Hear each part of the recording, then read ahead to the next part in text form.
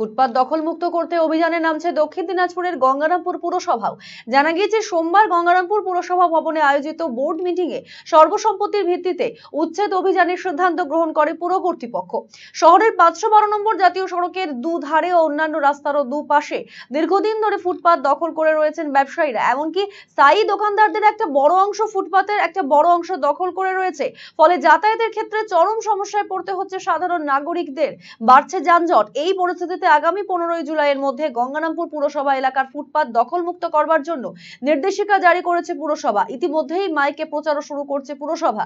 নির্দিষ্ট সময়ের মধ্যে সরকারি জমি দখলমুক্ত না করা হলে আগামীতে অভিযানে নামবে পুরসভা। আমাদের সিদ্ধান্ত হলো যে আমাদের সারা পশ্চিমবাংলা জুড়ে যেভাবে রাস্তাগুলো সমস্ত অ্যাকোয়ার করে যে দোকানপাট গজে উঠছে, মানুষ পথ চলতে খুব অসুবিধার মধ্যে তাদের পড়তে হচ্ছে। তো সেই কারণে আমাদের গঙ্গারামপুরেও প্রত্যেকটা মানুষের পথ চলতে খুব অসুবিধা হচ্ছে এবং এখানে রাস্তার মধ্যে যেভাবে মানুষ রাস্তাগুলো অ্যাকোয়ার করে তারা যেভাবে দোকানগুলো তুলে বসে আছে, তো সেই কারণে আমাদের সিদ্ধান্ত হয়েছে আমাদের বোর্ড মিটিংয়ে যে সেই দোকানগুলো সমস্ত দোকান সেখান থেকে সরিয়ে দেওয়ার ব্যবস্থা করা হয়েছে।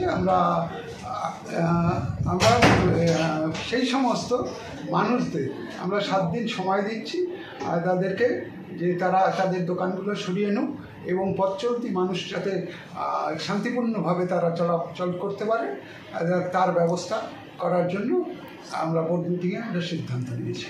পুরসভার এই সিদ্ধান্ত নিয়ে ব্যবসায়ী ও নাগরিকরা কি জানিয়েছেন শুনুন।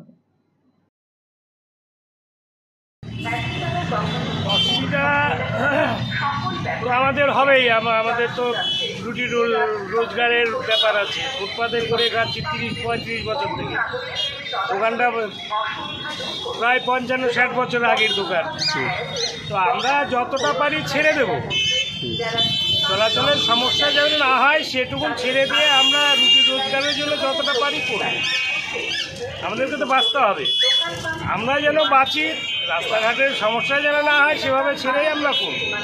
না, এই ঠিকই আছে, উপযোগী সিদ্ধান্তই, কিন্তু এর পাশাপাশি যেটা দেখতে হবে যে ফুটপাত খালি করা হলো অথচ সেই ফুটপাতে আবার টোটো বা অন্য কিছু এসে দাঁড়িয়ে জায়গা দখল করে দাঁড়িয়ে থাকবো, সেটা তো কাম্য হবে না।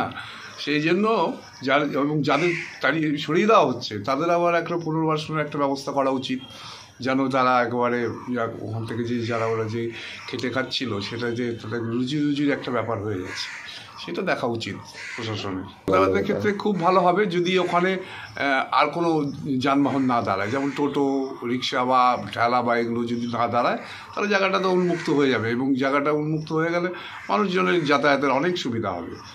আপনার শিশু কি অটিজমে আক্রান্ত? বয়স উপযোগী কথা বলছে না, ঘাড় শক্ত হতে, বসতে বা হাঁটতে সমস্যা হচ্ছে, অধিক মাত্রায় চঞ্চল এবং মনোযোগের অভাব হচ্ছে, ডাউন সিনড্রোম রয়েছে, বন্ধু বান্ধবের সাথে মেলামেশা করতে সমস্যা হচ্ছে, লেখাপড়ায় অনীহা দেখতে পাচ্ছেন? এই সমস্ত সমস্যার homeopathy, physiotherapy, occupational therapy, special education, behaviour therapy, speech therapy, counselling এবং গ্রুপ ক্লাসের মাধ্যমে সমাধান করা হয় সেবানিকেতনে।